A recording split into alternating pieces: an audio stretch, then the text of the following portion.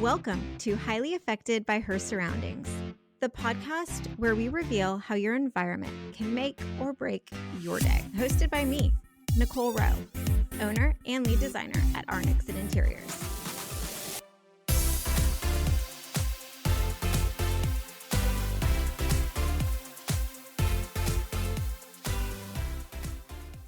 Today's guest is Sueann Badillo, the head design and creative force behind Moxie Design Group, based in Orlando, Florida.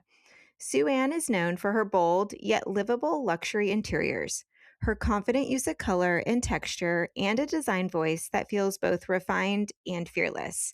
Sueann and I have become Instagram friends over the years, and I've loved following along as she has built a design business rooted in intuition, growth, and serious style. Her work embodies what happens when experience, trust, a good eye, and a little moxie all come together. So I'm excited to finally sit down and talk design, business, and evolution with her today. Sueann, please, please, please welcome and introduce yourself. Hi, thank you so much for having me, Nicole. It's so exciting to be here. So I'm Sueann with Moxie Design Group. We are located in Orlando, Florida. We're a boutique firm. We offer an array of style and anything from like full white glove service to new build to full remodel services. Yes. So Sueann and I became friends on Instagram. We're, just across I-4 from each other. So depending on the day, it's like 45 minutes or 2 hours. But for anyone that's new to you and new to your design company, like kind of tell us like how you got started and what your path looked like. So we actually started kind of ending, but still very much within COVID. It was about like December of 2020. So things were kind of reopening, but we still had so many things going on with, all of the COVID stuff. And it was definitely a journey that I had no idea where we would end up. I was just diving into it. Moxie was born because I decided that I wanted the name of my business to be super intentional. I wanted everything about Moxie to be intentional. So that is how we even named the company. And it's just been a ride. Like we've grown so much in 5 years. We have our studio, we have a team, we've done all types of work. And I'm just always like learning something new for sure. It's always been a journey. Okay, so what does Moxie mean for like you and your team? Get specific. So Moxie, the meaning is like determination and grit, resilience. And I think that when I started the business, there were so many other things going on in the back, like behind the scenes, that really tested all of that for me. There was just so many odds going on at that time that were kind of stacked against me in a sense. And I just kept pushing through. And I wanted to really just have something that was mine, where I could just really build from scratch. And that's basically how Moxie was born, and that was how it resonated with me in naming the company Moxie.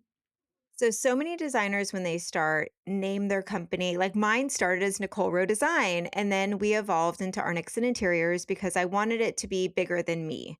So I Yeah. feel like by you starting as something that is this brand was really smart. Yeah, I do agree with that. Like, I think I did initially kind of consider using my name and kind of doing something where it was like Sueann Interiors or something like that. But then I decided I wanted it to be a brand from the very beginning. I wanted it to be something bigger than me, whether it happened or not. I wasn't thinking that far, but I knew I wanted it to be something where it can be recognized as its own with me attached to it, but not me specifically the entire deal, especially if I wanted to like sell it down the road or become, kind of break out into other divisions. I felt that was the best way to go about it from the very beginning. And you did a really good job with that. So I think it's great that you were able to, mentally prepare yourself for what the future could bring because so many of us are just in this what's happening right now. Yeah. So Yeah. how did you get into design? So I'm actually from New York originally. I've been in Florida for a long time. It's been like over 20 years.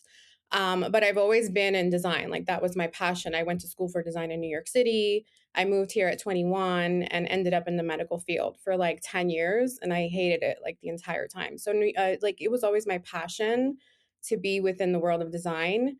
And I just decided one day I was like, 33-ish, and I decided to quit my career that I fully had in the medical field and just dive into design. And it kind of just blew up from there. So many designers, it is a second career, but you started in design. You pulled out, I'm sure you needed, something solid, a good paycheck, a good, whatever that life looked like. But to be able to go back to what you originally intended to do in your life is really cool.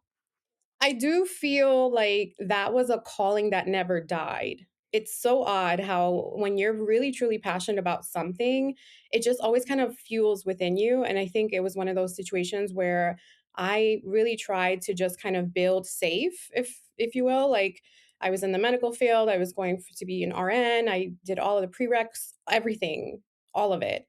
And it just still never felt like my calling, and obviously being in that type of field, you have to be passionate about it. You're helping people and all of that, so I just knew that I had to go back to what really fueled me, and it just took away from there. No, I love that. Okay, so then what would you consider your design philosophy? Like, what are your main roots in design?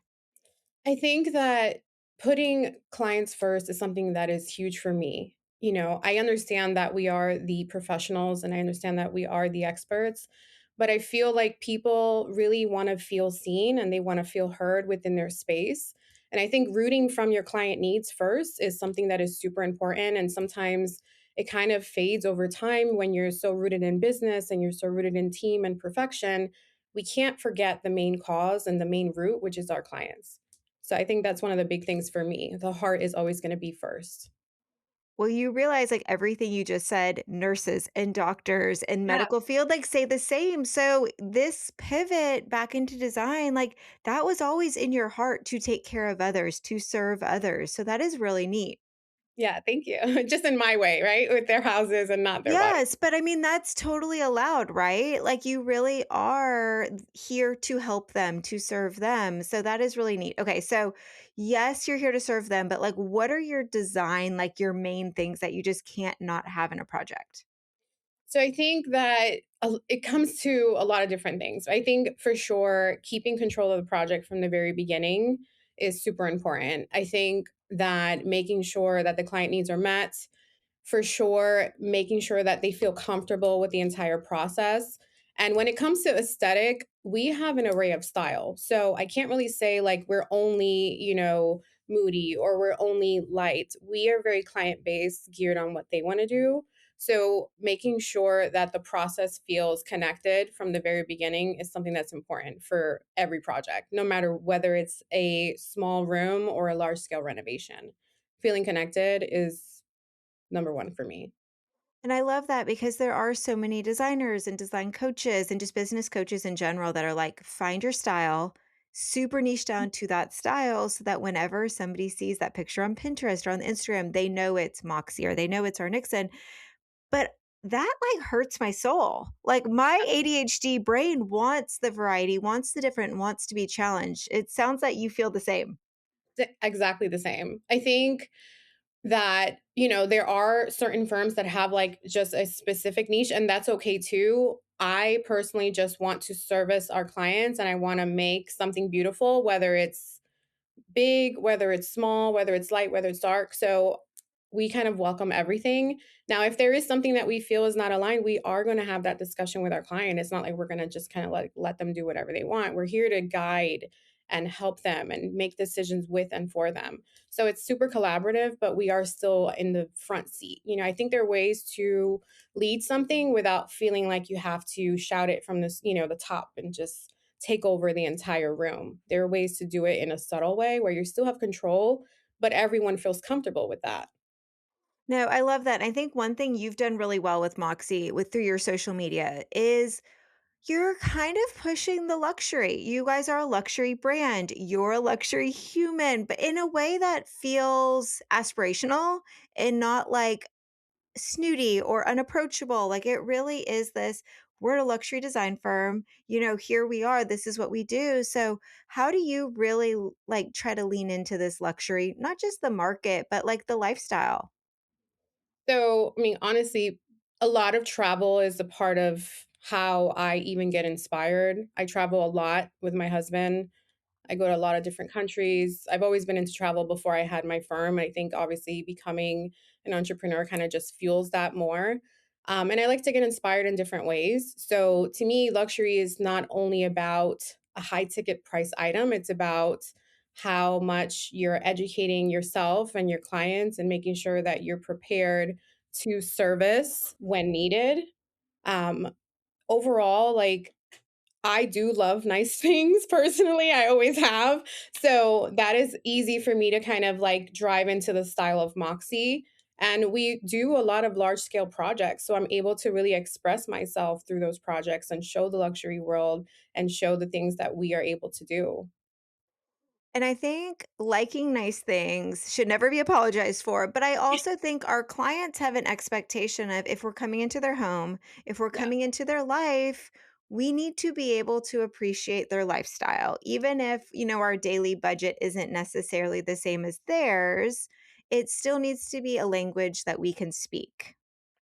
I do agree with that for sure. And I think that the main thing with me, with Moxie is I'm always educating myself, whether I'm going to a new, like KBIS, or I'm going to a new show, if I'm going to market, traveling, different type of, design friends that I engage with and just kind of picking everyone's brains. I think that as long as you're coachable and teachable, even if you are the owner, you're always going to have growth and you're always going to look at a different perspective. And I think that's important when you're trying to grow a brand and just grow a business and working with so many different levels of luxury with people, understanding their language, understanding their day to day is something that I think is important as well. Yes, there's definitely different levels of luxury in everybody's eyes, different budgets, different lifestyles. But I do want to talk back to travel because I think people are always very intrigued of where designers' favorite destinations are. So can you kind of walk us through a few trips you've taken in the past few years that really sparked, the creativity, but also just the experience? Yes. So for sure, I think the best thing about travel is like when depending on where you are, it impacts you so differently. So like I just made a reel recently about Italy. I was in Italy in December. I went to Milan, I went to Lake Como, and we visited a few showrooms there. So I visited like Versace Home. We went to Edra, which is like an Italian-based design brand, and they have amazing pieces.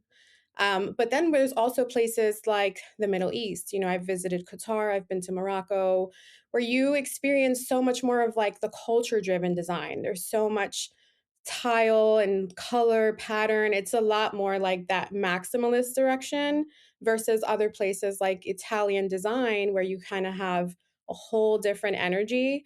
And I think overall, like when you are traveling different places, aside from looking at what they have in the nice luxury hotels and all of that, I personally like to go to showrooms. So whether it's a furniture showroom or something to go look at just natural stones, getting connected with people around the world is also super fun and important for me because now I have other contacts. I have people reaching out to me from Morocco or Qatar, people in Europe. So it's just, making those connections and educating yourself and just having fun while you're doing it.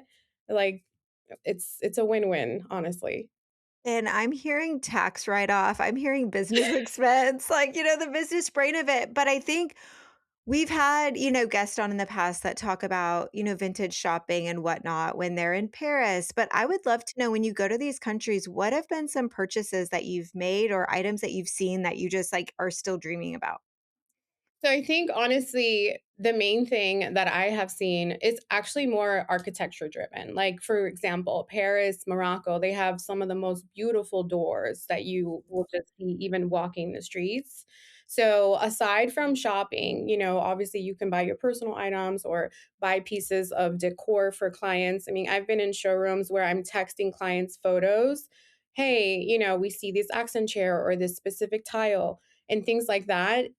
So it really is about much more than just making a purchase. It's about the sourcing, the things that you're getting connected with, and just seeing inspiration even on the architectural side of it. So I would say it just really depends on where I'm at with the phase of the project. Sometimes I'll go and I won't have to buy anything, but I'll definitely see enough items that I can use for a future project, if that makes sense. No, I think we're always kind of creating that mental bank or that spreadsheet or those pictures of, what if we have this project or, whatever it is. So I think it's really neat. But going back to like the doors in some of the tile work, I have found when designers go, I watch some of your reels and some of your, your pictures, but it is those details that it doesn't matter like where you are in America, you're not going to find that. Absolutely. Like, I can tell you in Morocco when I went it was almost 2 years ago. Um, they have the most insane gorgeous rugs, like, everywhere. Like, you can be walking in the souks or the small, like, Medina, if you will, and you can see them just hanging for sale for way cheaper than we would buy it here. So it's just things like that, these are pieces that you would not find back in the States that are original, that are the craftsmanship is, like, next level, and these are things that we have access to that we can always incorporate in our homes, in our clients' homes, and just kind of help create the vision. So I do agree with that. Like sometimes it's beyond the store purchase, it's the things that you see along the way that really can still be impactful.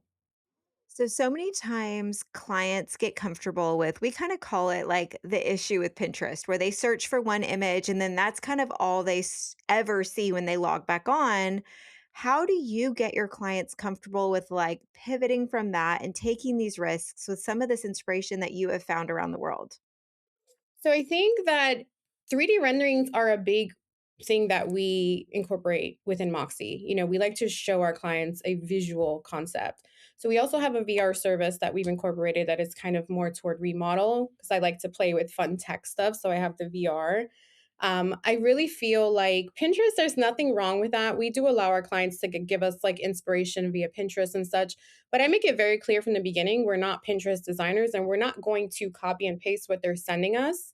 Another thing that I also do is have conversations with my clients to discuss their actual inspiration photos because I find a lot of times they'll send 5 Pinterest pics, but there are 3 or 2 or 1 thing out of each photo that they actually like, and we wanna get to the root of that. So I think creating a visual concept for them, showing them other perspectives, talking through our reason for our season is something that we are big on to help translate the exact look that we're going for and helping them commit to it. Okay, so going back to the VR situation. So, yes, a lot of designers, we do renderings as well, but they're just a rendering. They're beautiful, they show the light, they show all the things. But what is this experience for the clients when they put on these goggles? So the VR experience is something that I introduced in October of 2025. I think that, with the progression of AI and all of the cool stuff that is now just like taking over the world, we have a lot of younger clients too. Sometimes we're designing for like a client's child and they're also into gaming and things like that. So I just thought, how can I make this more interactive? How can I make this more fun? So our VR experience is basically where we would create the actual render within our system and then translate that into the VR service so that when we're at the actual house and they're standing in the room that is about to be made over, they can put on these goggles and see the room how it's going to look, see the new look within their space. So it just makes it a little more fun. They're looking around and they're like, okay, this is how it looks right now. You put on the goggle, you see what it's going to look like, and it's just an added level of interaction. What a cool experience for really everyone involved because then it also, at the end of the day, leaves no like room for error. Like they've approved what they've seen, you've shown it to them. Of course, styling and things are going to be, slightly different, but what a neat investment in your clients. Yeah, thanks. It's really a fun time. We enjoy it. I'm intrigued by it, slightly overwhelmed by it, but I definitely think we've had clients have asked, "Hey, can we do the plans walkthrough?" In those big buildings that they, do the projectors and stuff, but the VR is kind of a good in between for that. Yeah, it's kind of like a step down, and we don't have to do it for every single project. It really Yeah. just depends on the scale and what's being done, but it is fun. Like, we've gotten good feedback from it. Okay, so you are obviously very confident in your firm and your designs, but how do you think designers can become more confident? Is it something that they can grow into? Is it something they have to have from the beginning? Like, what did that confidence journey look like for you? I think overall having a firm and a business whether it's design, whether it's something else, is always going to push you to your very limits. And I think that as you're growing your business as entrepreneurs, I feel like that journey itself really just makes you grow. Like it kind of forces you to grow out of your comfort zone. And there are so many times that, in this whole journey where I have questioned myself, I have been stressed, and I have had all of those, what if thoughts.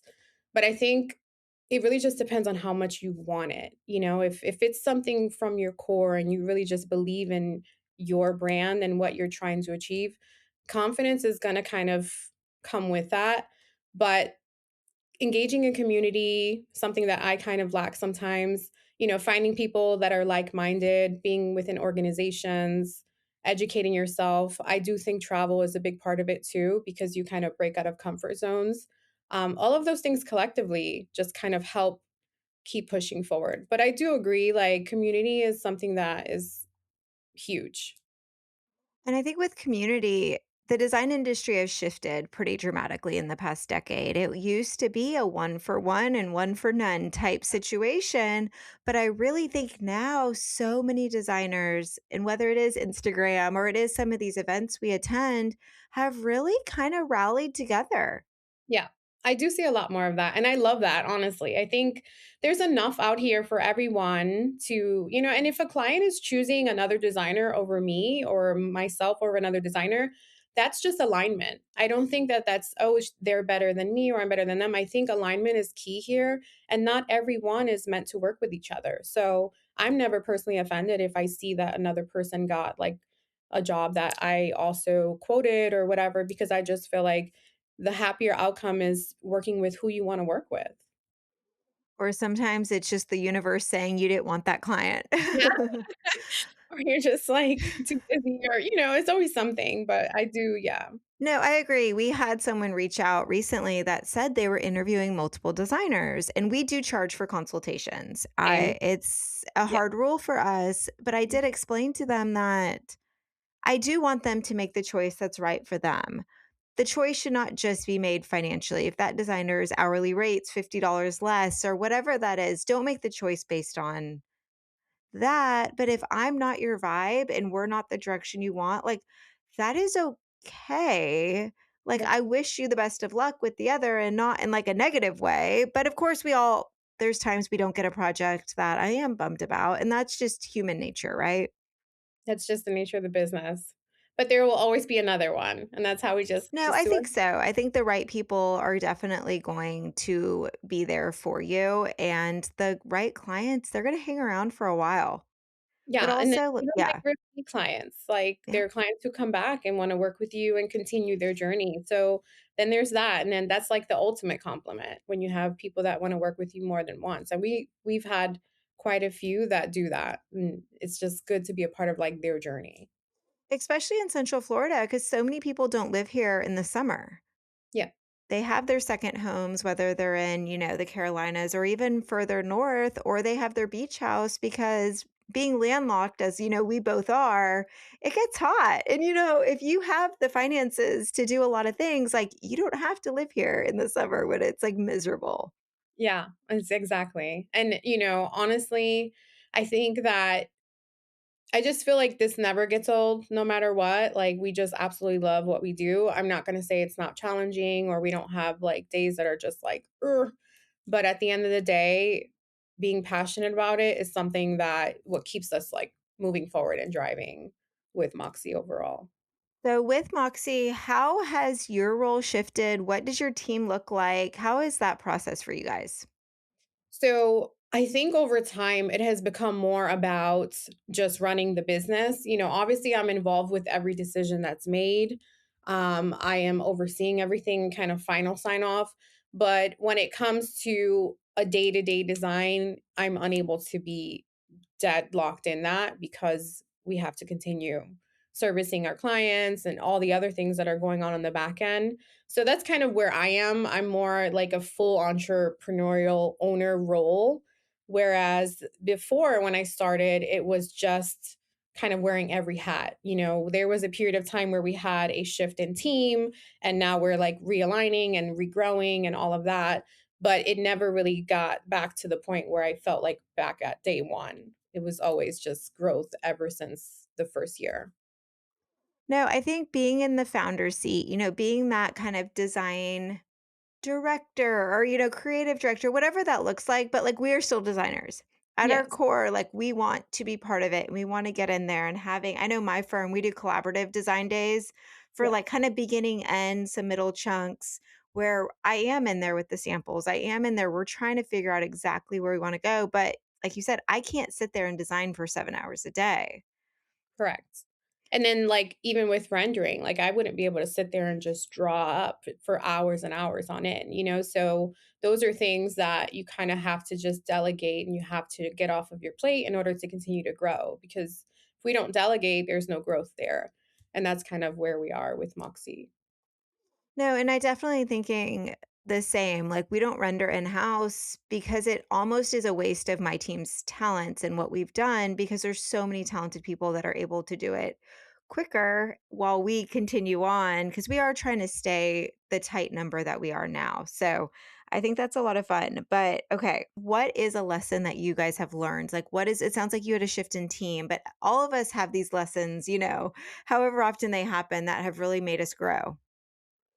I think that there's a few lessons I've learned, like, just in this journey, but I think one of the biggest ones is being extremely confident in my why is something that I've learned to continue to not apologize for over time. And what that looks like, that means it's a very general statement, but it covers so many avenues. You know, with my team, if I'm making a decision, if I am, asking something of them, there is a why behind that. And even if I get pushback or I don't, remembering my why is extremely important.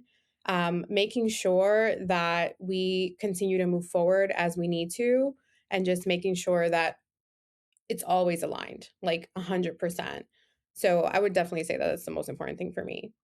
Let's go back to Instagram since that's how we met, but also, like, your presence feels very you. It feels very your brand. Like, I can be scrolling through and just, like, your style with everything is very intentional, but how do you kind of feel? Because now it's, like, personal brand versus business brand and, like, being the same, but being different. Like, where do you fall on that, and how do you think about that? So that's actually a new one for me. I'm still, like, working through that. I feel like I focused so much on growing Moxie the first 5 years, and that was 100% where my attention was, and now it's like continuing to let that happen, but also evolving as a female founder, as an entrepreneur, as the owner of Moxie, and trying to now kind of separate them, but keep them as one vision. It's been something I'm currently navigating. So I don't have so much feedback on that. I just think that I'm leading with authenticity, and that's like my answer is that, like, I wanna just be myself professionally, show my clients what I'm capable of, but show them that I'm also a real person, that's what I'm here to do, just be myself, create beautiful things, have great relationships, and just see where everything else goes. And I love that because it shows the client who they're hiring because sometimes and, people say you're in bed with the client for 3 years, plus or minus, depending on the project. They have to see all sides of you, and I think social media shows some of that playfulness or shows some of the other sides that they're not getting in those first meetings. Yeah, I do agree with that. But it takes confidence. So, like, what would you tell, like, some newer designers or younger designers or those that have been doing it a while that never show their face or never hop on social media? Like, how can they get past that? I think just do it scared. Do it anyway. You can fix it later. You can fine tune it as you go. I remember when I started Moxie, I had like a mentor, if you will, out of Pennsylvania. She's a firm, she owns a firm out there. And that was one of the things she told me. She's like, just do it afraid. Just go for it. You can fine tune it as you go. Just show the world, your talents and what you're capable of. And the right people will align with you, and then the others won't. And it's okay. Like, everyone's so worried about their own journey. I feel like half the time no one's even paying attention. It's like just dance like no one's watching kind of situation, and I think that would be my best advice, honestly. It's kind of I wouldn't say wing it because you have to have expertise, but just when it comes to showing yourself and showing your value, I think it's just lead with your heart and just lead with that. Well, and I think too, it's like there's a reason Instagram stories exist. Like they disappear after what, 24 hours? So you can get on and talk. You can show the stuff. Like it doesn't have to be the perfect, like the chances of whoever's seeing it, like it's not that big a deal. But okay, I want to talk about personal spaces because I just finished some renovating at my house and we know the pressures and the hardness of that. So have you gone through like any personal renovations? Like what has that journey looked like for you? So we bought our house 6 years ago, and Okay. we have not yet so our home we purchased from an investor, so there were some upgrades, but, like, it wasn't what I would want, right? So, I definitely want to revamp the entire home, and I get so busy with our clients and our projects that it's hard for me to dive into and also decisions. I feel like designing for yourself is way hard. I don't even understand why, but it's so hard. Like, I cannot commit to a decision for myself, but for someone else, it's so natural. And I hear a lot of designers tell me that. So I don't think I'm the only one. Okay, Is I that how love that all of this was your answer because I was you like a year ago.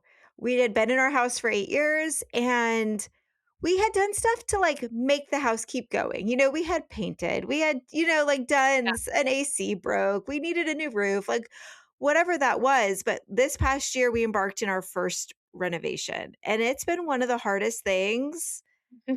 I've ever done because, like you just said, the pressures of decision making, the being so busy that my head doesn't want to think about anything else. So I'm curious, when you do tackle a project at your house, like the first large one, what's it going to be? So we're considering in the kitchen. Okay, that's a big one to start with. Yeah, I know. Oh, boy. So the kitchen and the floors are going to be, like, our first thing. I actually just had this discussion last night with my husband because I told him we should just do the entire thing. I'm like, "Let's just do the whole house. We can, like, move out." I had, like, this crazy we always as women, we just have all these ideas, and I told him, I was like, "Let's just do the entire thing. We can move out." Because I think about it like, "Okay, well, if we only do phases, we're gonna be sitting in reno for, like, 3 years, 2 years, or whatever that looks like, and just live through that, and I don't how do you feel? Like, you're living in the reno? Oh, we totally lived in the reno. We just did chunks and we'll probably only ever do chunks. Yeah, that's what my husband wants to do. So how was that? Because you have kids too, right? I have children, yes. I have 4 of them and animals. I will say the roles have to be very specific in the renovation, like with husband and wife when the wife is a designer. My husband was very not part of it. He didn't, Yeah. really he gave very little opinions. He trusted me through it. He was very patient. The kids had their ups and downs, but I will say as a designer, it takes a lot of mental energy to do your own house. Like I just Yeah. said, for me to gut the whole house at once, I would actually kind of be sad about that because I like the idea of being like, okay, and now in 2 years we're going to do the kitchen. Now in like I like that satisfaction of it being in chunks, but I would give you a ton of credit if you were able to do all of that at once. That would be a journey worth documenting.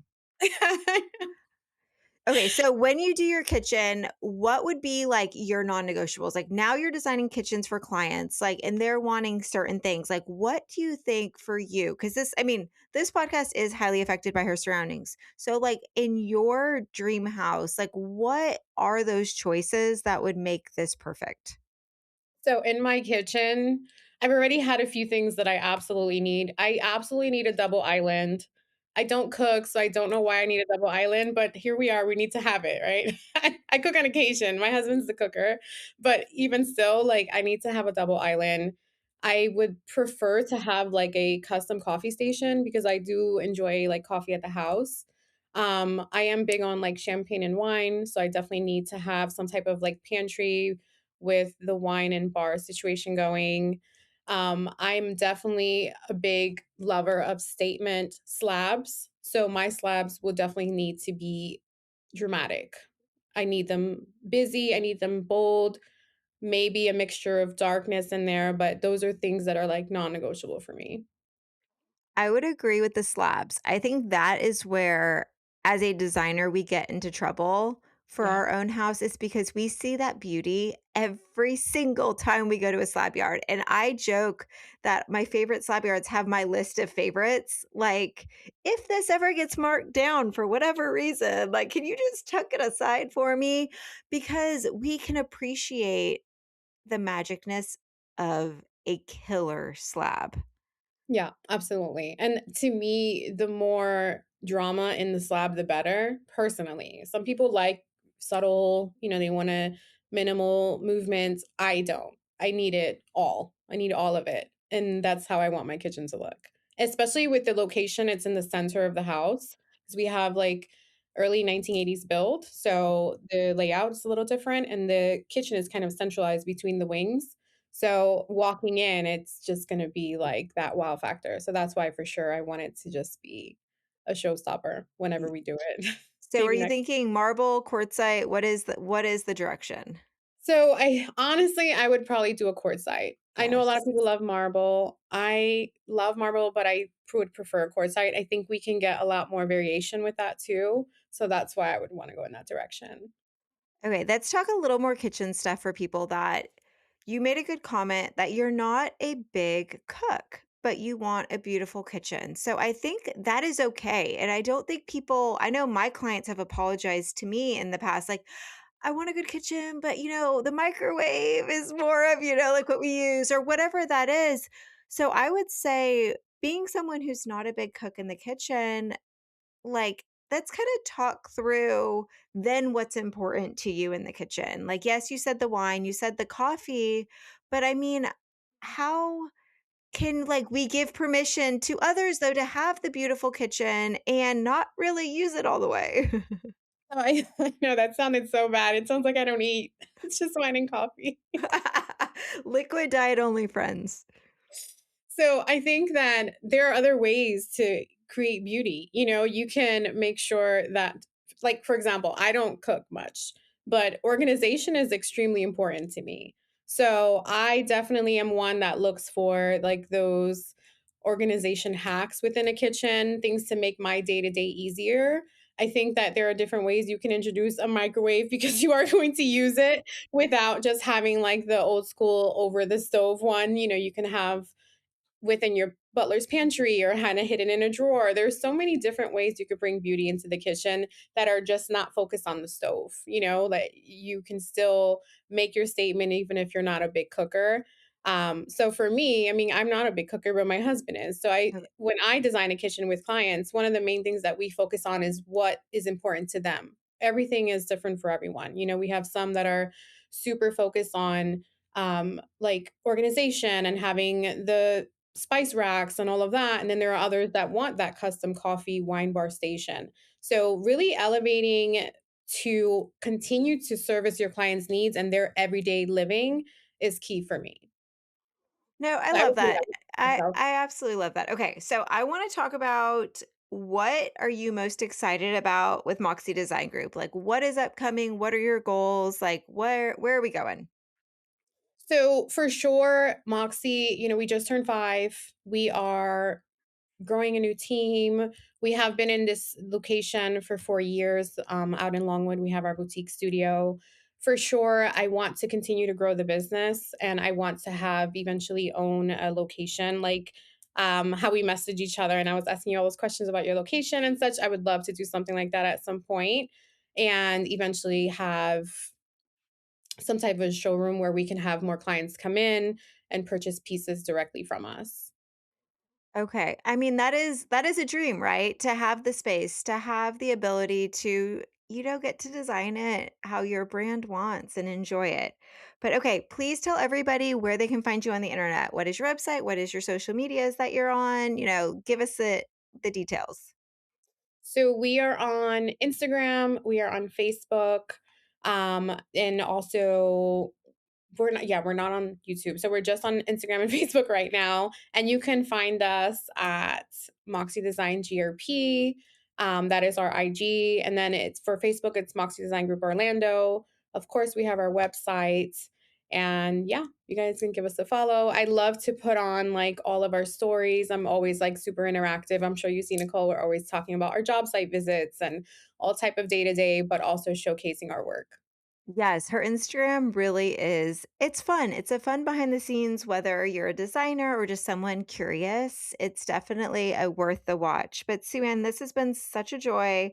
I've loved really watching your journey these past few years, from afar, even though we're not that far away, just, down the interstate, but really getting to hear the intention and your confidence and thoughtfulness behind your work and your brand really makes me admire you even more. So your ability, you lead with strength and style and you're an inspiring human. So I really hope you are proud of yourself. So thank you for sharing your story and your perspective. And honestly, the everything behind Moxie is so fun. So for everyone that is listening, please please please give her a follow to keep up with her beautiful work and just evolution of her design journey. And when she tackles her house in the next few years, we're all going to be watching. So thank you so much. Thank you so much, Nicole. Have a great day. Thank you so much for tuning in to this episode of Highly Affected by Her Surroundings. I truly appreciate you taking the time to join us today. If you enjoyed the show, be sure to subscribe so you never miss an episode. And if you have a moment, please rate and review the podcast. It helps others discover the show, and I'd love to hear your thoughts. For more behind the scenes content and design inspiration, follow us on social media. You can find me, Nicole, at Nixon Interiors, and the podcast at Highly Affected by Her Surrounding. We'll be sharing updates, sneak peeks, and exclusive offers you won't want to miss. Plus, if you want a recap or more details from today's episode, you can find the show notes at arnixoninteriors.com under the Highly Affected by Her Surroundings tab. Once again, thank you for your support, and I can't wait to connect with you on social. See you next time.